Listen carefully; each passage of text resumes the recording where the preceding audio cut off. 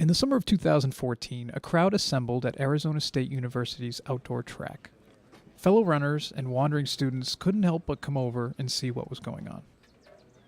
Alexander Chapin was preparing to race his friend, someone he had never been able to beat in a 400-meter sprint. Today, however, was different. Today, Alex had a shot. We ran, and certainly lots of people were watching and looking. And then obviously it hit the internet and got, a couple million hits. It kind of went viral at one point. This is Professor Tom Sugar, who was there that day when Alexander ran the race of his life. He won. While the victory was important to Alex, a track and field achievement like this normally doesn't go viral. That is, unless the runner is sporting a jetpack. More specifically, 2 electric ducted fans attached to a custom backpack, propelling the runner forward with up to 15 pounds of force. Although certainly not legal for the Olympics, the system was thought up by Professor Sugar's colleague and engineering graduate, Jason Carestes. Jason was trying to figure out how to build a simpler system to enhance running. And in some ways, the system is quite simple in its design. The jets are little more than electric fans, albeit ones spinning at 60,000 revolutions per minute. They're designed to shoot intense, instantaneous bursts of air through small nozzles, causing thrust in the opposite direction. So how much of an advantage do you get from 60,000 RPM fans? Wearing a waist-mounted version of the backpack, a rider on a bicycle increased speed from 39 to 53 miles an hour. A longboarder reached 32 miles per hour. Alexander Chapin, who normally had a mile time of 5 minutes and 20 seconds, later got down to the 5-minute mark. The whole setup weighs just over 11 pounds and can be controlled with a handheld remote. It reaches full power in less than a second. That was pretty tremendous. It is fun to wear, actually. This is Professor Tom Sugar again. He collaborated with Jason Carestes, who welded together the technology. Sugar spoke about what inspired Jason. My student said, hey, I build all of these really advanced UAVs, and the battery power and the motors are so small and powerful. So we basically took 2 electric ducted fans and then strapped it on a backpack just to get started, to push you forward. And it feels really, really good. When someone says you have the wind to your back, it just feels like you've got, I think it's about 800 newtons of force per fan. And then it just pushes you forward and allows you to run faster. And we built it, and it basically allowed someone to run faster with a reduced heart rate. It's a lot of fun. It's not a jetpack that makes you fly. It's just a jetpack that makes it a lot easier to run. A jetpack is just one of many examples of people trying to better themselves through technology. Researchers today are using their creativity to build exosuits, invisibility cloaks, and wall-scaling gloves, all technologies that enhance our human capabilities. What drives these researchers? Were they all comic book reading dreamers? Or is a need to imagine bigger and better human capabilities just a natural part of who we are, seen throughout countless stories and legends? Why do demonstrations like Alexander Chapin's burst of super speed on a college track go viral? Why do superhero movies stay at the top of the box office for so long? Here's an idea: superpowers.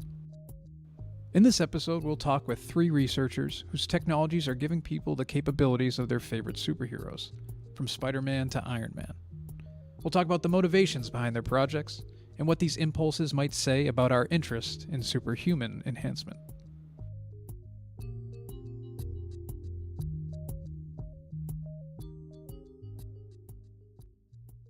A common theme in comic books is the strengthening of an individual, making a person better through intentional human efforts or accidents of science. One of the most famous examples is Peter Parker, or Spider-Man.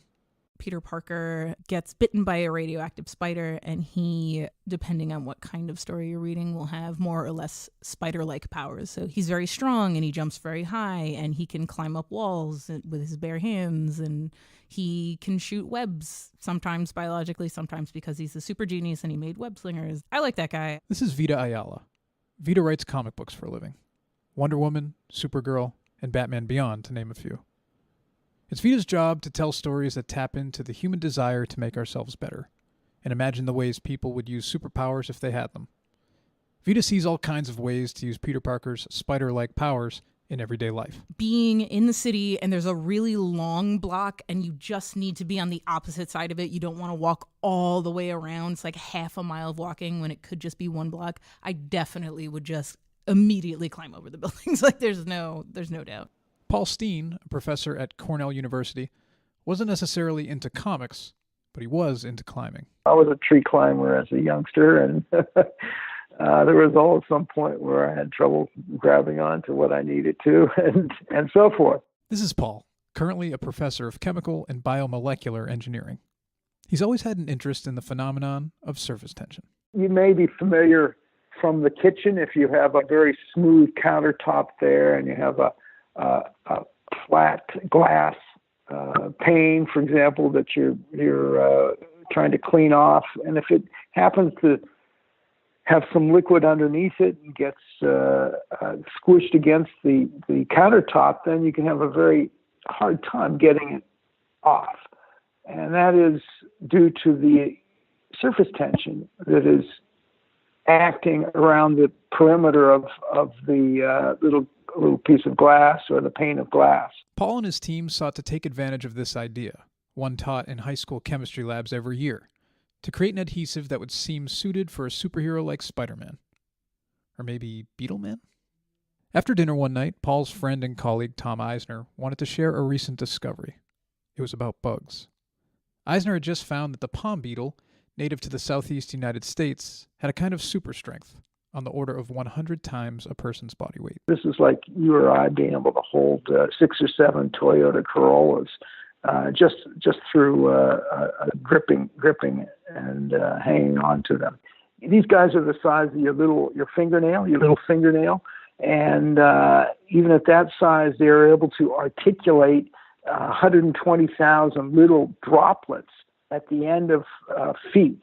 And these little droplets then, through parallel action, each of them would give a little tug, but if you multiply those tugs together, you get the strength of adhesion that was being observed on the beetle scale, on the overall scale. And I found this totally fascinating. It was, and it kind of rolled around in my head as I went about my daily activities and jogging and so forth. I just couldn't get it out of my head. And that got us thinking about how we could take advantage of this surface tension. Again, if you put a little drop of spittle between the finger of your tip and the table, it will have a very tiny tug. But if you multiply that by 100,000 times, then it can be significant. What resulted was a credit card-sized device patterned with microscopic holes. An electric field applied by a common 9-volt battery pumps water through the device and causes droplets to squeeze through the top porous layer. The surface tension of the exposed droplets allows the device to grip onto all kinds of surfaces. What we envisioned was an array of droplets that would present themselves against the surface we're going to adhere to, and then control that array of droplets. When they grab the surface, they become bridges. They actually bridge to the surface. And then when you pull the liquid back, those liquid bridges break. And once they're broken, of course, there's no more contact, so there's no more adhesion. So that's the release stage. So it's a really simple concept, if you wish. You can do this simple experiment in your home. You just take a little drop of water and push it out of a tube, a small tube, and then if and you have a piece of aluminum foil, it can grab that aluminum foil and pull it up. And as you retract the drop backwards, you can achieve a breaking of that bridge if you have a couple stays there that just prevents it from coming right up against the tube. Once it's hanging from the ceiling, it's essentially there for good and requires no energy. Paul thinks that someday Spider-Man-like gloves could support a person's weight. He gets that question a lot, in fact. When will these be available? Turns out that they're completely feasible, and it's just a problem of scaling down. So this is somewhat a problem of manufacturing, and always it comes down to resources and money in the end. So, if we had someone who was interested to help us out with those resources, we could produce adhesion strengths of the Spider-Man necessary for, being able to hold a human with two gloved hands within a few years. I mean, it's just a matter of doing it. Of somebody wanting to do it badly enough to provide the resources. While not necessarily providing the funds to make the gloves happen just yet, Vita does have the interest and plenty of ideas.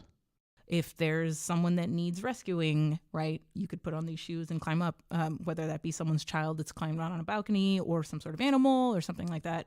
I mean, it has implications for law enforcement. It has implications for fun. I mean, right? There are lots of reasons that one would want to climb up and down walls. There are also lots of reasons why you wouldn't want that, right? Parents are probably already having nightmares about this. I know my mom is. And Paul's not tired of all the superhero associations. Spider-Man comparisons is great. I mean, it helps bring to life exactly what we're doing. We have a centimeter by centimeter patch that can hold a considerable, hundreds of grams of weight. And if you scale that up, you can imagine, being able to hold yourself against a wall or a ceiling.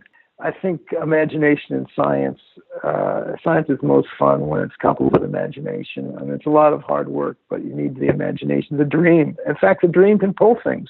I always tell those that are working with me that let's just dream a little bit more about this.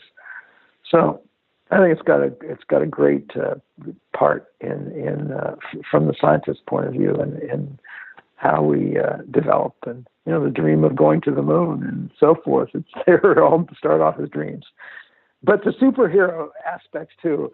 I was not a comic reader as a youngster, but this I think this is important. Any kind of imagination that is stimulated by superheroes is important.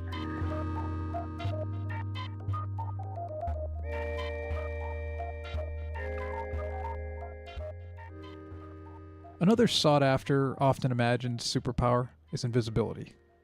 When you hear of someone turning invisible, you may think of Harry Potter, roaming the library, undetected and wrapped in his magic cloak.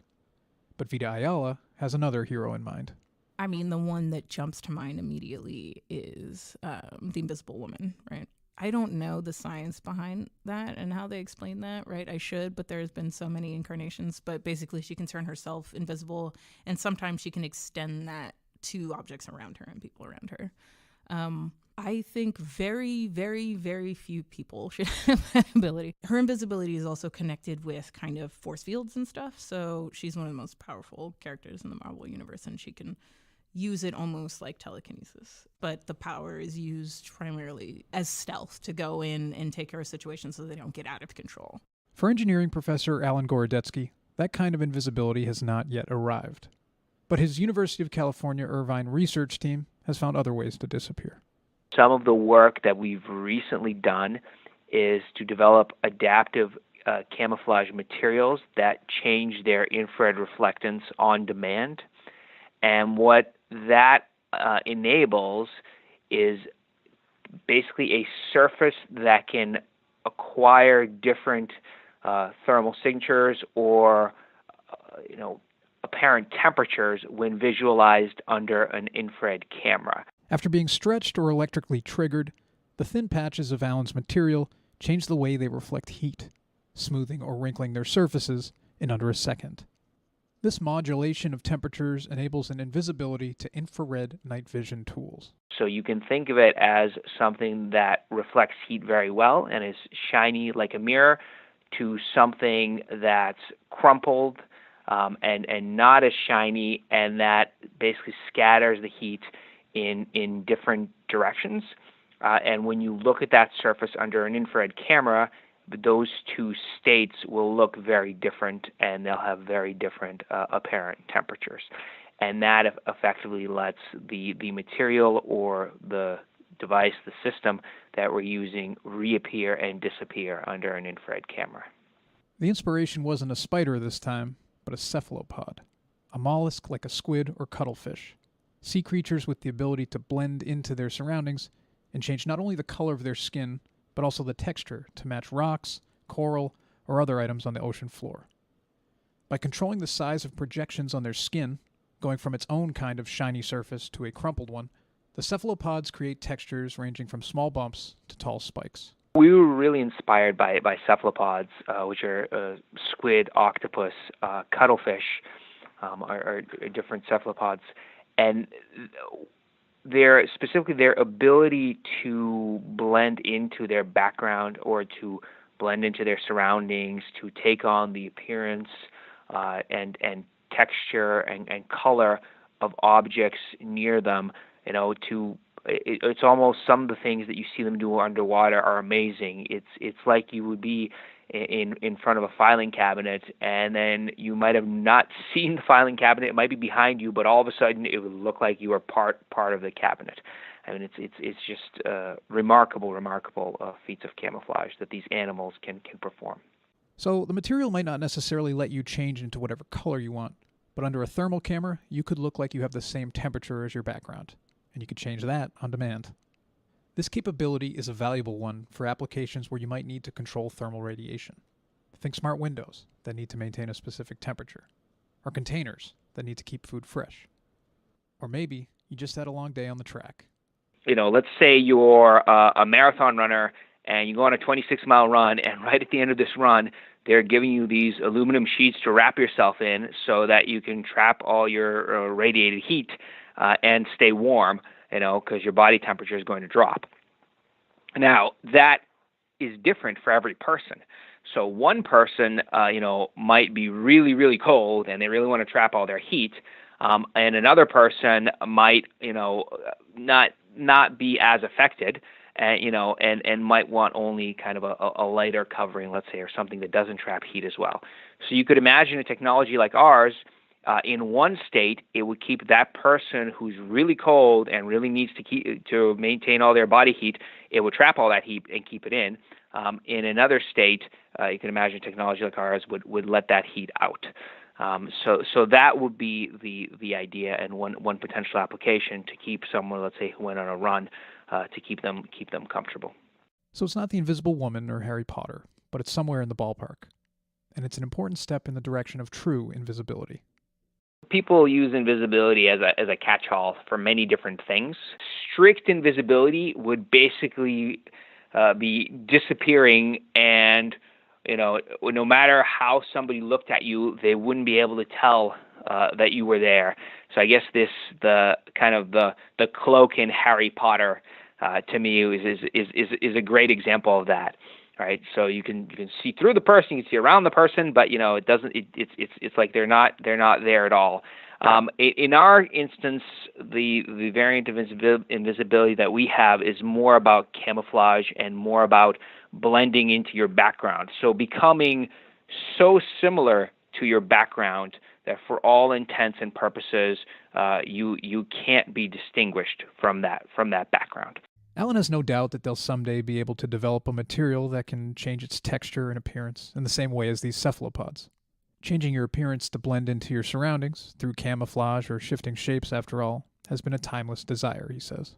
You can go back thousands of years to the Greeks and the Romans and the gods that they envisioned, and they were constantly telling some sort of story about the gods changing form from one thing to another, turning into animals, or someone changing into a tree, right? And that fascination has almost permeated every single culture, and in some ways it's about seeing what it would be like to be something or someone different, it's kind of interesting to see that. You can go to the Middle Ages, right? You have these tales of people where they originally started of people changing into vampires and werewolves. So I think it's almost a cultural fascination, and so going on the superhero theme, right?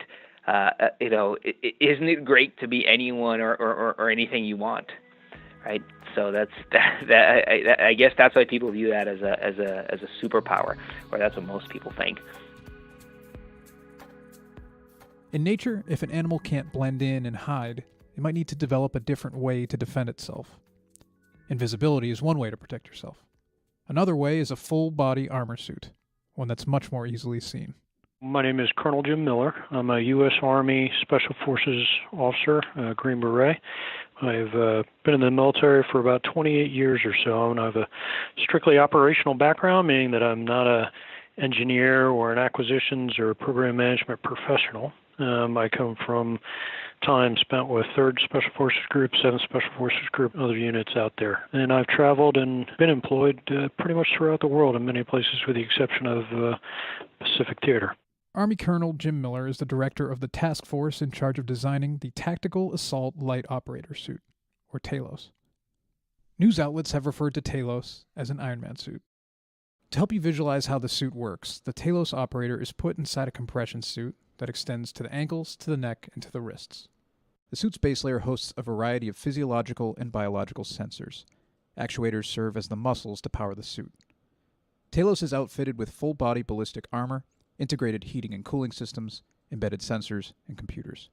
Bearing this entire load is the exoskeleton.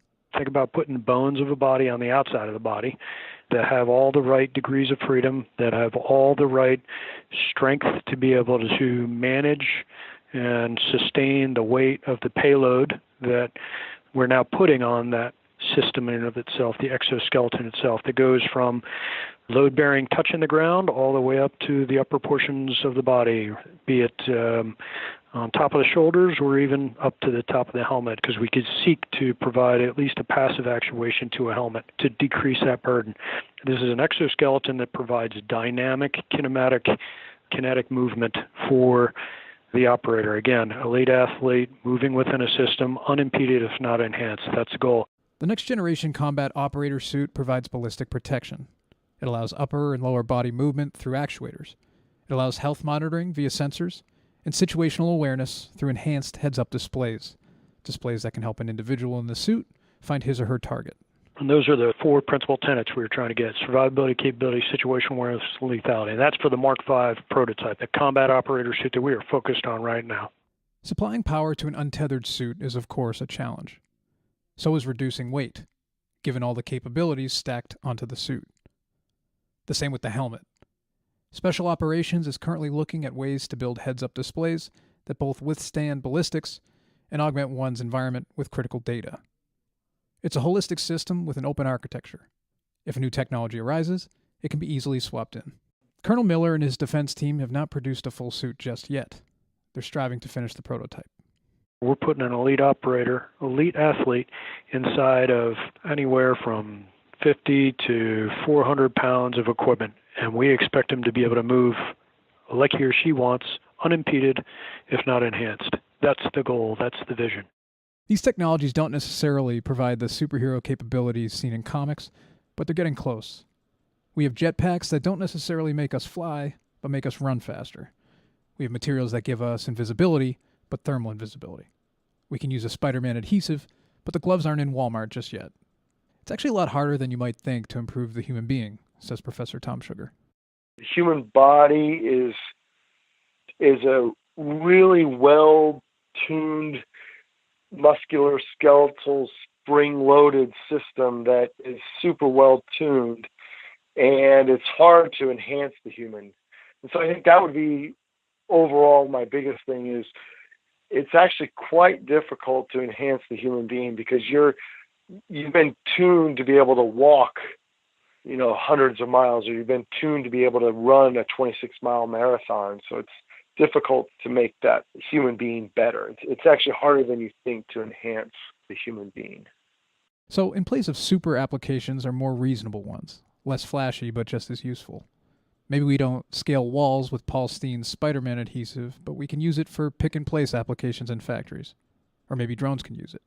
One of the things that I think is most interesting is using these for this adhesion device, very lightweight, low power, as a place for drones to kind of shelter from the storm, so to speak. I mean, you can imagine a drone has a hard time in a gust of wind, a 15-mile-an-hour gust of wind, or so forth. And so it might be very useful to be able to, settle and rest, if you wish, up underneath a porch or on a ceiling outside, the overhang of a ceiling outside somewhere.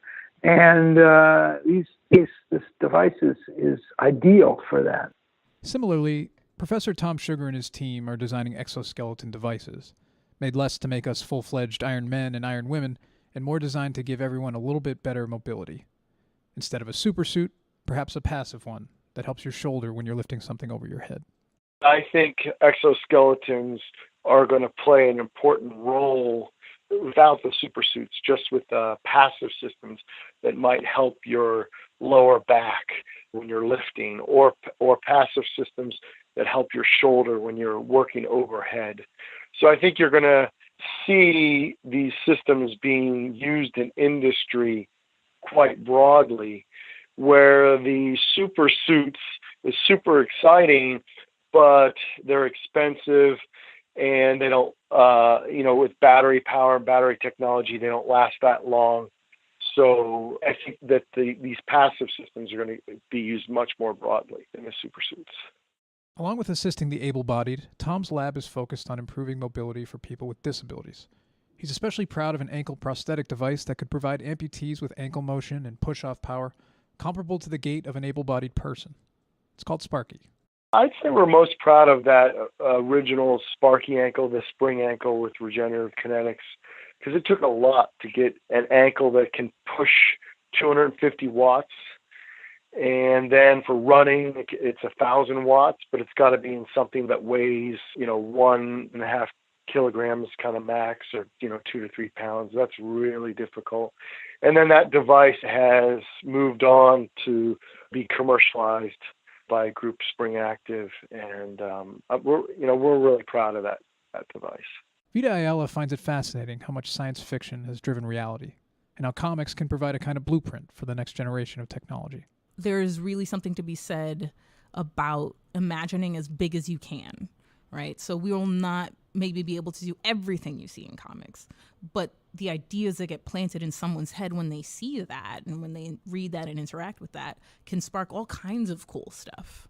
And so I think that because comics are also a medium in which you can reach people even at a younger age, if they are able to interact with comics visually, for example, you can plant those seeds of what can we do and how can we improve really early in people, which I think is really cool.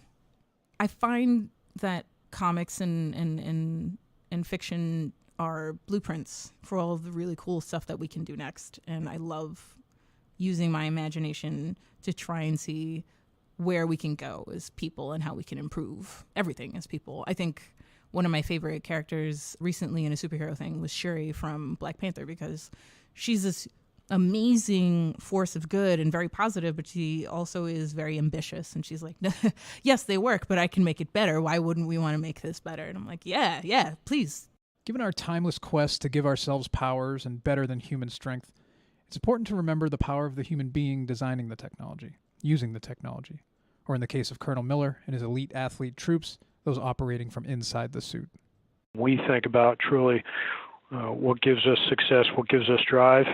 It's the operators. It's the individuals that are out there right now, spread throughout the world from Special Operations Command, from the United States and many other countries throughout the world that we partner with, that are doing great things to help secure the world and make it a better place. And truly, that's what we're here to do. In other words, maybe the most important part of any superhuman story is the human. I think some of the more interesting stories kind of juxtapose similar power sets or similar kind of abilities against each other, and you have the one character who is doing their best to do the right thing and another that is coming at it from a different perspective. And I think that shows how important the human factor is. You can use the same technology to heal someone as to hurt someone. Yes, the suits and stuff and powers are cool, but they mean nothing without the person.